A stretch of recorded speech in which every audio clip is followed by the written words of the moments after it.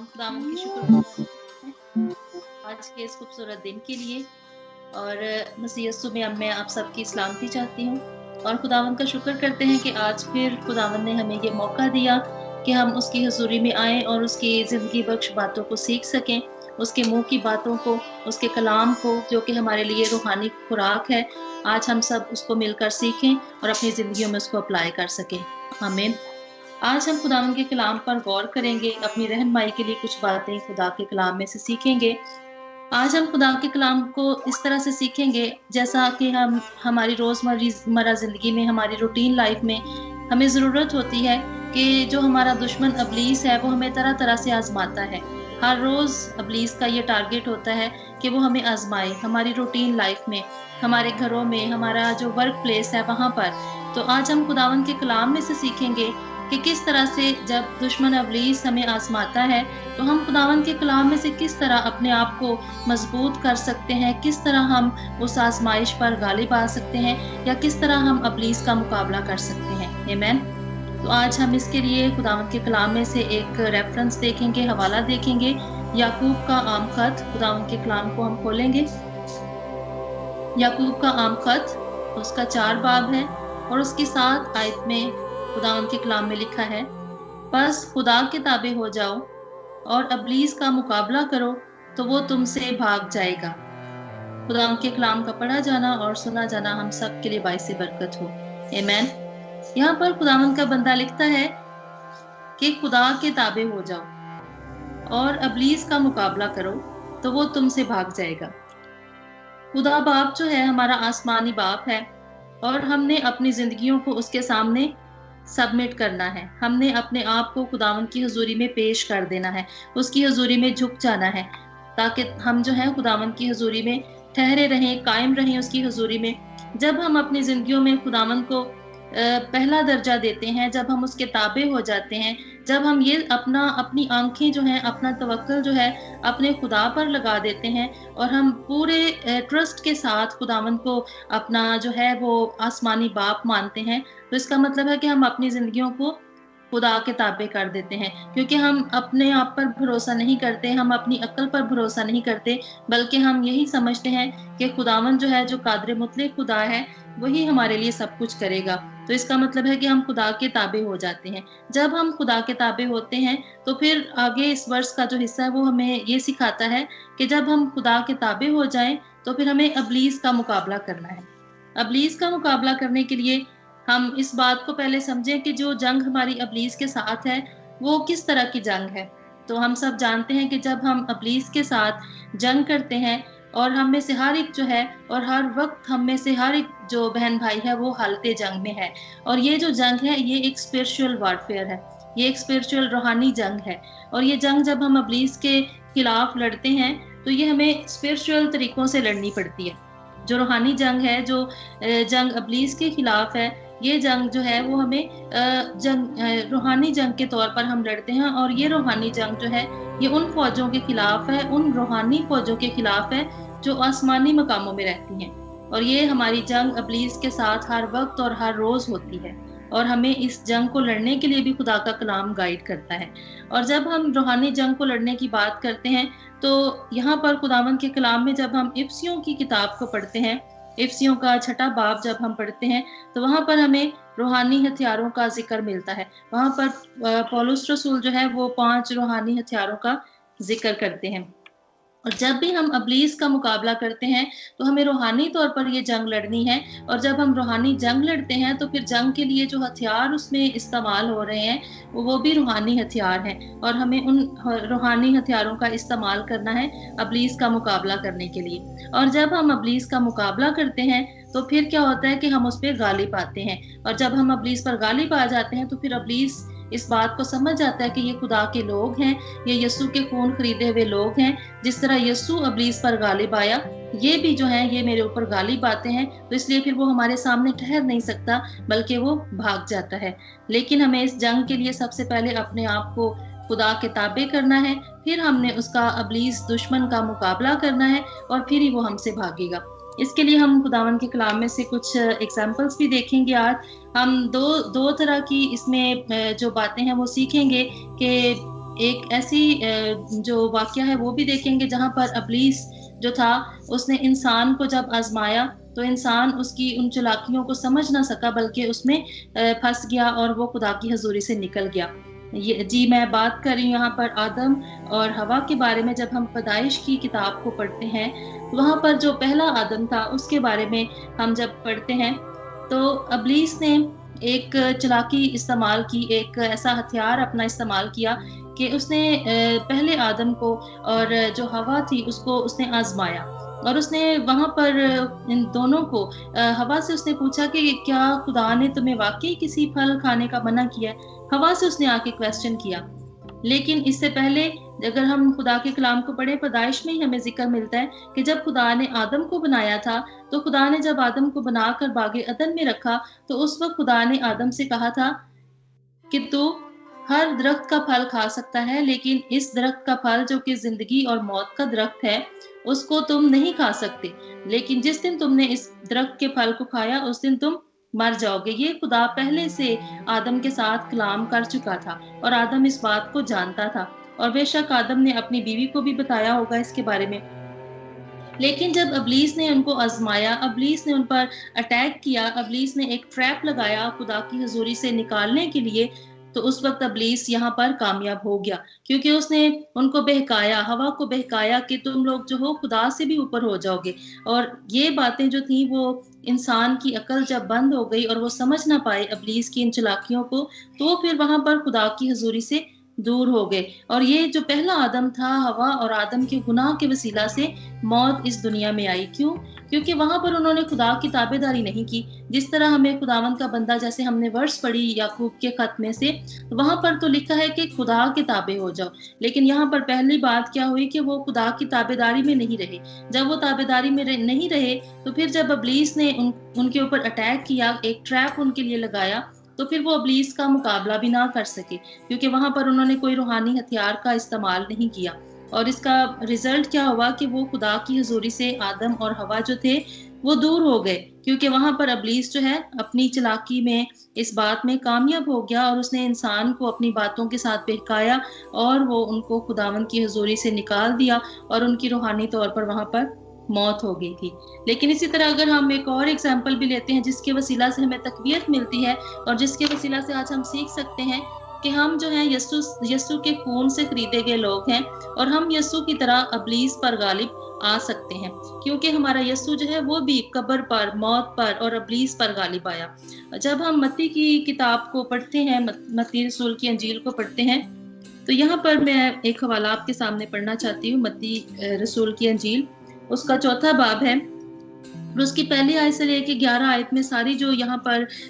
لکھا ہوا ہے کنورسیشن، یہ یسوع کی آزمائش کے بارے میں لکھا ہے۔ یہاں پر جب ہم یسوع مسیح کو دیکھتے ہیں تو یسوع بھی آزمایا گیا جب یسوع زمینی خدمت میں تھے، کیونکہ وہ ایک کامل انسان اور ایک کامل خدا تھے۔ اور ابلیس نے جب یسوع کو آزمایا تو یسوع جو تھے وہ کلام سے بھرے ہوئے تھے، روح سے بھرے ہوئے تھے، اور یسوع نے اس وقت ابلیس پر غلبہ پایا۔ گو کہ جو پہلا آدم تھا وہ اس کی چلاکیوں کو سمجھ نہ سکا اور وہ خداوند کی حضوری سے نکل گیا، اس کے وسیلہ سے گناہ ہوا، موت آئی۔ لیکن یہاں پر جب ہم دوسرے آدم کی بات جو کہ نئے عہد میں ہے اس کو پڑھتے ہیں، یسوع مسیح ناصری کے بارے میں، تو یہاں پر ہماری زندگیاں جو ہیں وہ تقویت پاتی ہیں کہ کس طرح ہم ابلیس کا مقابلہ ہماری روزمرہ زندگی میں کر سکتے ہیں۔ اس وقت جب ہم یسوع کی آزمائش کے بارے میں پڑھیں تو وہاں پر لکھا کہ یسوع جو تھے وہ 40 دن اور 40 رات کو انہوں نے جو فاقہ کیا، روزہ رکھا، اور اس کے بعد جو ہے یسوع روح القدس سے بھرے ہوئے جنگل کی طرف جاتے ہیں تاکہ ابلیس سے آزمائے جائیں۔ اور جب ابلیس یسوع کو پہلی آزمائش دیتا ہے تو یسوع کو وہ وہاں پر یہی کہتا ہے کہ اگر تو خدا کا بیٹا ہے تو ان پتھروں سے کہہ کہ وہ روٹیاں بن جائیں۔ اگر ہم اس بات پر غور کریں تو ابلیس جانتا تھا کہ یسوع نے 40 دن کا روزہ رکھا ہے، اور اس وقت یسوع کو کس چیز کی سب سے زیادہ ضرورت تھی؟ کھانے کی، کیونکہ یسوع 40 دن سے کچھ نہ کھایا پیا تھا انہوں نے۔ اور ابلیس نے اسی بات کو آ کے ٹریپ کرنے کی کوشش کی کہ اگر تو خدا کا بیٹا ہے۔ پہلی بات تو وہ شک کی حالت یہاں پر کریٹ کر رہا ہے کہ اگر تو خدا کا بیٹا ہے۔ اگر ہم خدا کے کلام کو پڑھتے ہیں تو یہاں پر بدروحیں جو ہیں، جب یسوع بدروحوں کو نکالتے تو بری روحیں جو ہیں وہ چلا چلا کے کہتی تھی کہ تو خدا تعالیٰ کا بیٹا ہے۔ وہ جانتا تھا کہ یہ یسوع جو ہے خدا کا ہی بیٹا ہے، लेकिन यहाँ पर वो अपने मुंह से एक चालाकी, एक ऐसी बात, शक की सिचुएशन जो है वो क्रिएट करने की कोशिश करता है, और वो यीशु से कह रहा है कि अगर तू खुदा का बेटा है तो पत्थरों से कह के रोटियां बन जाएं। लेकिन यीशु ने इतना खूबसूरत जवाब जो है खुदा के कलाम में से दिया कि आदमी सिर्फ रोटी ही से जीता ना रहेगा, बल्कि हर उस बात से जो खुदा के मुंह से निकलती है। Praise the Lord, hallelujah.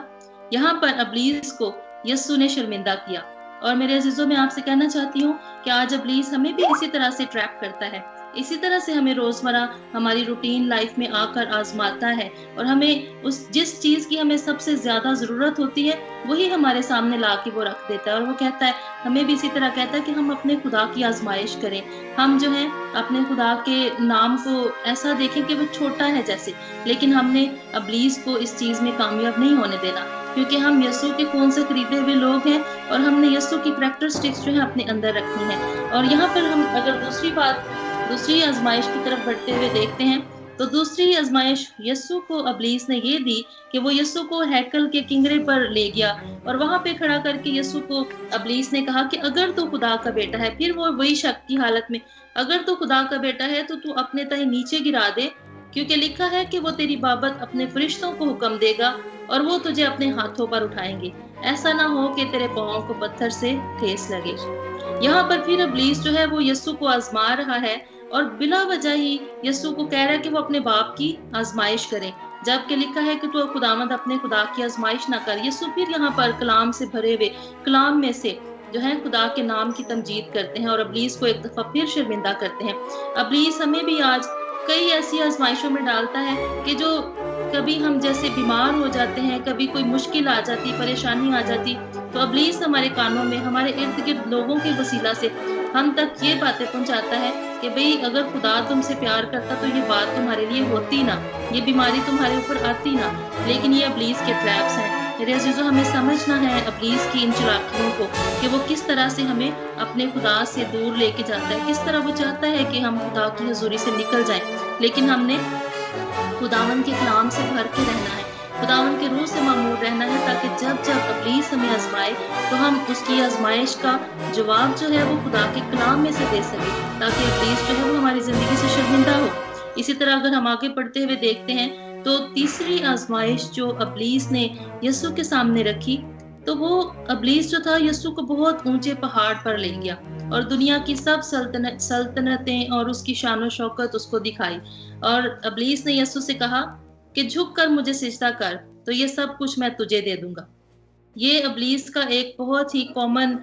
हथियार समझ लें, इसको कॉमन ट्रैप समझ लें कि वो दौलत के वसीला से हमारी आजमाइश करता है, और वो चाहता है कि वो हमें बड़ी बड़ी चीजें भी दे सकता है, लेकिन वो सिजदों का भूखा है, और वो चाहता है कि लोग उसे सिजदा करें। लेकिन हम जानते हैं कि सिजदा सिर्फ एक ही नाम को वाजिब है, क्योंकि खुदावंद के कलाम में लिखा है कि तू सिर्फ और सिर्फ खुदावंद अपने खुदा के नाम को सिजदा कर, और सिर्फ वही बादशाहों का बादशाह और खुदावंदों का खुदा है, और सारे सिजदे जो हैं वो हमारे खुदावंद के लिए हैं। और इब्लीस जो है वो चाहता है कि वो यीशु की तरह उसको लोग सिजदा करें, लेकिन वो झूठा है और वो झूठी बातें बोलकर, झूठी चीजें देकर लोगों से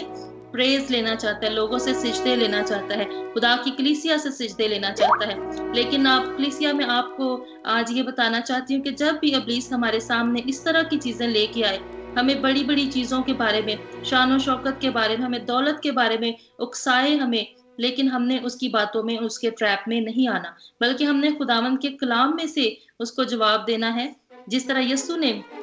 शैतान को जवाब दिया कि ऐ शैतान मुझसे दूर हो जा, क्योंकि खुदा के कलाम में लिखा है कि तू खुदावंद अपने खुदा को ही सिजदा कर और सिर्फ उसी की इबादत कर। Praise the Lord, hallelujah. जिस तरह यीशु ने इब्लीस को शर्मिंदा किया कि सिजदे सिर्फ यीशु के नाम को, खुदा बाप के नाम को ही वाजिब है, और खुदावंद का कलाम हमें सिखाता है कि हमने सिर्फ अपने खुदावंद की इबादत करनी है। और जब यीशु ने उसको ये जवाब दिया, तब लिखा है खुदावंद के कलाम में कि इब्लीस उसके पास से चला गया और खुदावंद के फरिश्ते आकर यीशु की खिदमत करने लगे। हालेलुया। आज अगर हम अपनी जिंदगी को अब इस जगह पे रखते हैं कि जब जब हम आजमाए जाते हैं तो हमने खुदावंद के कलाम में से इब्लीस को शर्मिंदा करना है। वो हमें ये बताए कि हमारे अंदर कितनी कमजोरियां हैं, ہمارے اندر کتنی بیماریاں ہیں، ہم کس طرح کے حالات میں رہ رہے ہیں، ہمارے پاس جاب نہیں ہے، ہمارے بچے بیمار ہیں، لیکن ہم نے خداوند کے کلام میں سے اس کو جواب دینا ہے کہ ہمارے خداوند کا جو نام ہے وہ سب ناموں سے اعلیٰ ہے اور وہ سب چیزوں کو کنٹرول کرنے کی قدرت رکھتا ہے، وہ قادر مطلق ہے، وہ ہمیں جس بھی حالات میں رکھے ہم پھر بھی اسی کو سجدہ کریں گے۔ اور جیسے کہ پولس رسول کہتا ہے، جب ابلیس آپ کو آپ کی کمزوریوں کے بارے میں ریمائنڈ کرواتا ہے تو ابلیس کو یہ جواب دینا ہے کہ پولس رسول جس طرح خداوند کے کلام میں لکھتا ہے کہ ہماری کمزوریوں میں ہی ہمارے خدا کا زور پورا ہوتا ہے۔ ہاللیلویہ۔ خداوند کا کلام کہتا ہے کہ کمزور کہے کہ میں زوراور ہوں۔ ہم نے ابلیس کو بتانا ہے کہ ہم جو طاقت وہ ہمیں دیتا ہے اس میں ہم سب کچھ کر سکتے ہیں، ہمارا خدا جو ہے وہ زوراور ہے۔ اور جب بھی جس طرح کی مصیبت ہو، جس طرح کی آزمائش ابلیس لے کے آئے، ہم نے اسی آزمائش کے مطابق خدا کے کلام میں سے اس کو جو ہے وہ جواب دینا ہے، تاکہ ابلیس جو ہے وہ جس طرح یسوع نے اس کو ہرایا، جس طرح یسوع غالب آیا، اس طرح ہم نے بھی یسوع کی طرح غالب آنا ہے،